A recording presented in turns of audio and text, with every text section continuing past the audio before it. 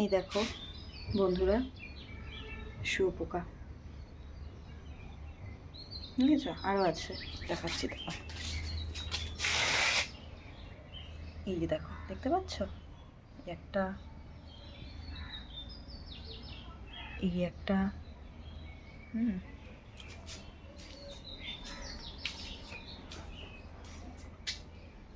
কোথায়, এই একটা, মানে এই দুদিন ধরে এই শুয়োপোকার অত্যাচারে আর থাকতে পারছি না। তারপরে তুলসী মঞ্চে একটা, এই দেখো, এই দেখো, তারপরে আরও আছে, এই দেখো, ঠিক আছে, পুরো বাড়িতে শুয়োপোকা শুয়োপোকা, আরও অনেক আছে, তাও দেখাচ্ছি তোমাদের। এই দেখো একটা, এই দেখো একটা, এরকম প্রচুর আছে, এই যে, তারপরে এই যে দেখো গেটের মধ্যে, দেখো, দেখেছো গেটের মধ্যে, সকাল সকাল ঘুম থেকে উঠে বেরিয়ে দেখি সারা গেটে শুয়োপোকা শুয়োপোকা। এই যে, এই যে আরও আছে, এদিকে, তারপরে এই যে, ঠিক আছে, এই শুয়োপোকার অত্যাচারে আর ভাল লাগছে না।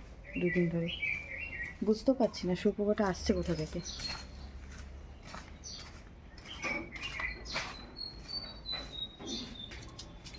এখন নিচে একটা, ওই যে একটা ঘুরে বেড়াচ্ছে। কাল থেকে যে কত শুয়োপোকা মেরেছি কোনো হিসাব নেই।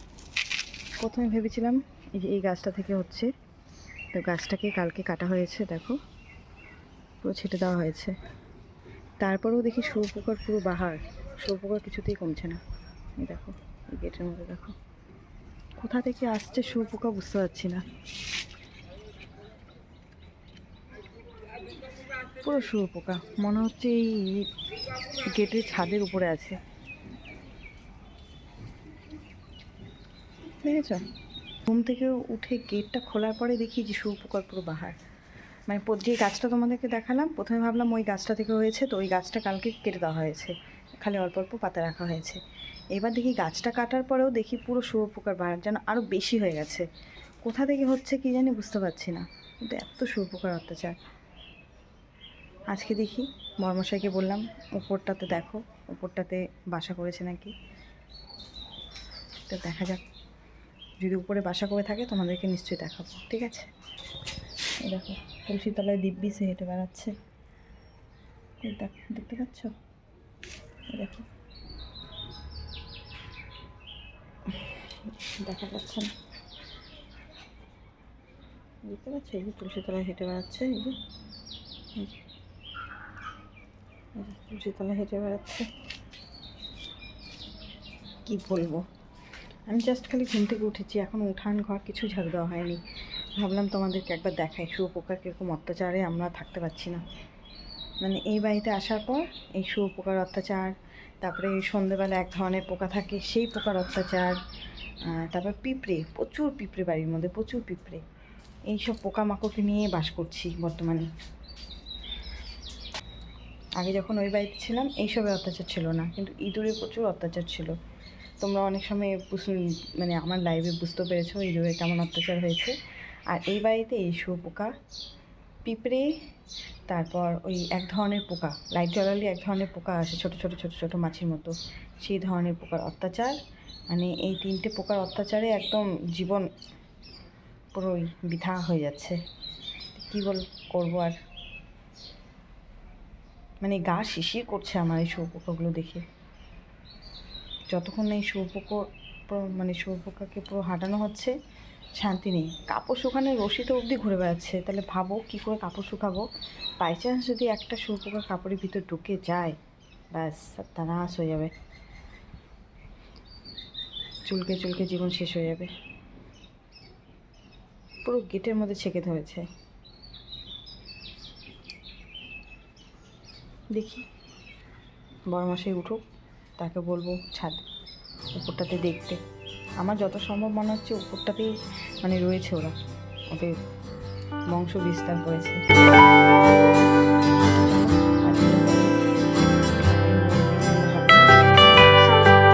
সমস্ত সকালে কাজকর্ম সেরে স্নান করে চলে এসেছি। এখন পুজো দিয়ে দেবো, তারপর সোজা রান্না করবো।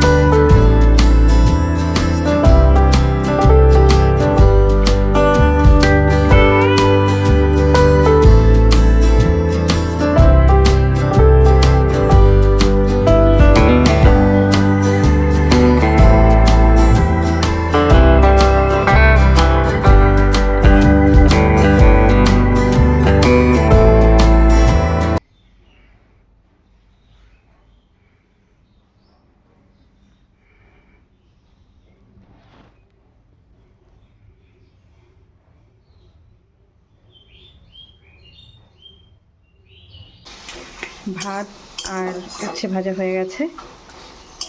আজকে যেহেতু শনিবার, আজকে নিরামিষ, মানে পিওর ভেজ, পেঁয়াজ রসুন কিছুই পড়বে না রান্নাতে। তো এই যে ছোলা দিয়ে এখানে কচু শাক বসিয়েছি।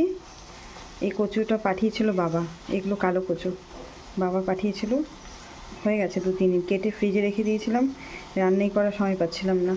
তো ভাবলাম আজকে শনিবার নিরামিষের দিন, আজকে ছোলা দিয়ে একটু কচুটা বানাই। তো এই ছোলা দিয়ে কচু শাক বসিয়েছি, আর ভাত আর উচ্ছে ভাজা হয়ে গেছে।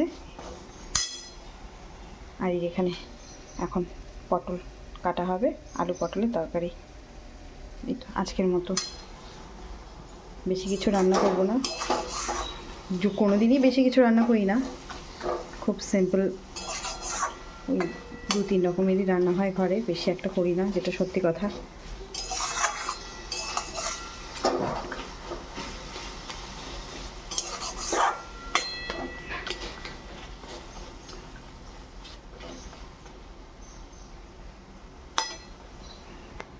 আমাদের ঘরে মানে অনেক ধরনের পদের দরকার হয় না, মানে বরমশাই বেশি ঘিজিমিজি রান্না পছন্দ করে না। ওই সিম্পল 2-3টে হবে, মানে যে 2-3টে হবে সেগুলো ঠিকঠাক করে রান্না করো, 2-3টে দিয়েই হয়ে যায়। ওই মানে অনেক রকমের পদ রান্না করব, সেরকম খেতেও পারে না।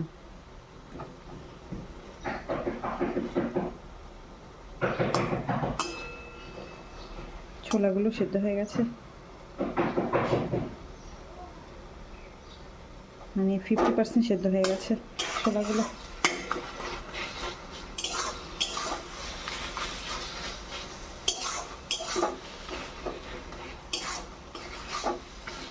তো চলো রান্নাটা করে নিই চটপট করে, অনেক বেলা হয়ে গেছে।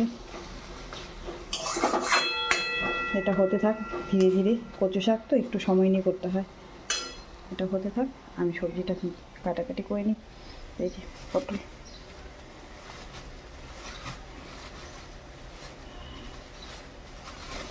মেয়ে আবার ঘুম থেকে এক্ষুনি উঠলো, মেয়েকে আবার সকালে টিফিনটা করে দিতে হবে।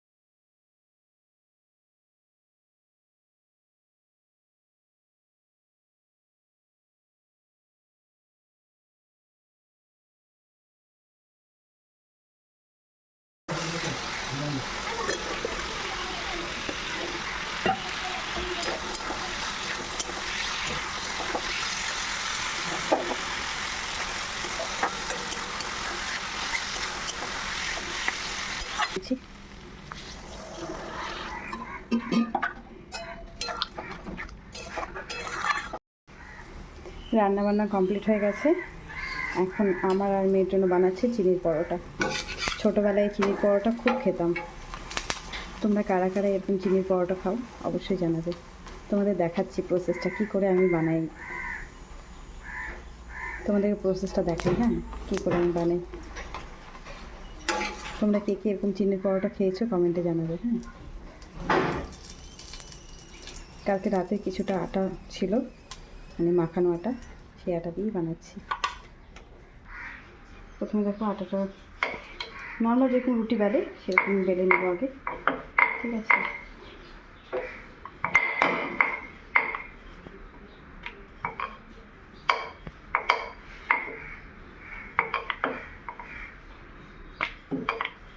দেখো বেলে নিয়েছি। এইবার দেবো এরকম চিনি, রুটিটার মধ্যে চিনিটা এবার ছড়িয়ে দেবো, ঠিক আছে।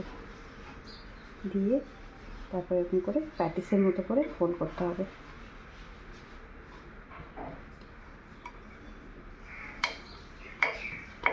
ঠিক আছে, এবার এটাকে বেললে পরেই ব্যাস রেডি।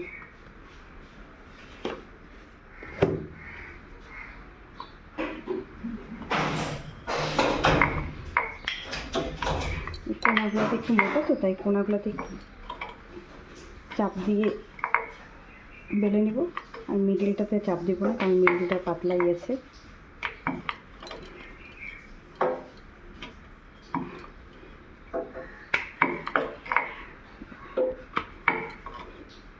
এটা আমার বেলা হয়ে গেছে।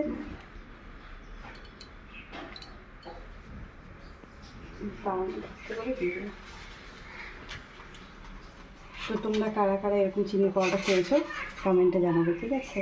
ছোটোবেলা আমরা খুব খেতাম এরকম চিনির পরোটা।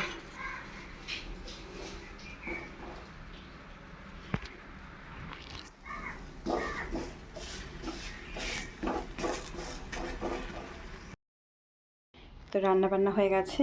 এই যে এখানে রয়েছে এই উচ্ছে ভাজা, ভাত, এখানে যে কচু শাক ছোলা দিয়ে, আর এখানে রয়েছে আলু পটলের তরকারি। তো রান্নাঘরে কমপ্লিট। এদিকে গ্যাস মুছে নিয়েছি, রান্নাঘরের কাজ কমপ্লিট। রান্নাঘর পুরো গোছানো হয়ে গেছে। তো রান্নাবাড়ি কমপ্লিট হয়ে গেছে। এখন কাপড় জামা কিছু ভিজিয়েছি, ওগুলো ওয়াশ করব। আর বিছানা গুছানো হয়নি এখনও, মানে বাসি বিছানা তুলে দেওয়া হয়েছে কিন্তু বিছানা গুছানো হয়নি, সেগুলো গুছাবো। আর যে দেখতে পাচ্ছ জানলার মধ্যে বেডশিট ঝুলছে, তার কারণ হলো এখনও জানলার পর্দা লাগানো হয়নি।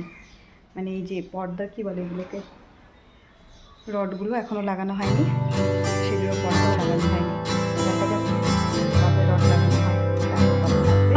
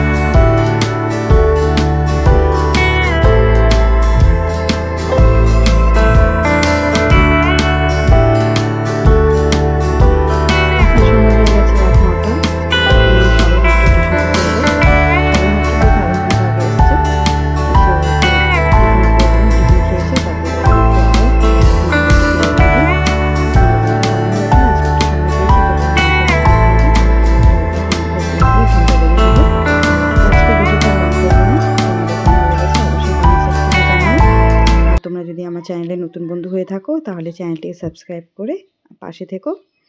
তো আজকের মতো ভিডিওটা এতটুকুই, আবার দেখা হবে অন্য কোনো ভিডিওতে। সবাই ভালো থেকো, সুস্থ থেকো, সবাইকে টাটা।